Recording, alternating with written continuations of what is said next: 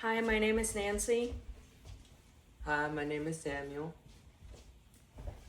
And I'm Sylvester, and today we'll be joining Danny on a speech. Danny. In the time it takes me to finish this presentation today, dozens of people will be standing in federal courts across the country and aren't there for a trial. They are there to raise their hand and swear an oath. In 2026 alone, over 800,000 people will be expected to take that oath and officially become an American citizen. We hear about immigration on the news every day, but the conversation is often more about feelings than facts. It can be really confusing to navigate what is actually happening at our borders and in our courtrooms right now. So today I want to clear the air. We're going to look at the current political state of immigration by breaking it down into three simple parts. First, the how, the actual rules for becoming a citizen. Second, the why, specifically why this matters for our economy, and finally, the what, the new rules and policy shifts that have started just this year.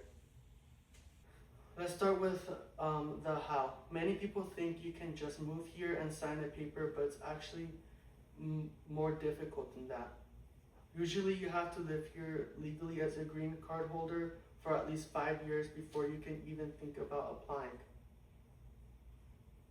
But the real challenge is the test.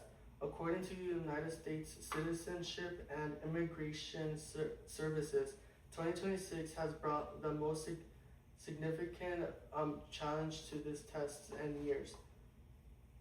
They didn't just change the questions, they expanded them. There is now a pool up to 128 civics questions. Think about that for a second. These aren't just easy questions like who was the first president. They cover complex ideas about democracy and the Constitution. Plus, your English isn't just tested on a piece of paper anymore. The United States Citizenship and Immigration Services officers is now listening to your speaking skills. The speaking skills throughout the entire interview. It is a rigorous process that proves a person isn't just living here, they are truly learning here. So that's the process for one person, but why does this matter to the rest of us as a country? It mostly comes down to the economy. There is a lot of debates about whether immigration helps or hurts our economy, but the nonpartisan data gives us a clear answer. The Congressional Budget Office, or the CBO, recently released their 2026 outlook. They projected that the current surge in immigration will actually reduce our national debt by nearly $1 trillion over the next decade. Why is that? Because we have a massive labor shortage in 2026. Immigrants are filling frontline roles, everything from nursing and elder care to the agricultural workers who put food on our tables. When these workers enter the force, they pay taxes and they spend money. The Congressional Budget Office found that this isn't a small boost. It's nearly a $9 trillion increase to our total GDP.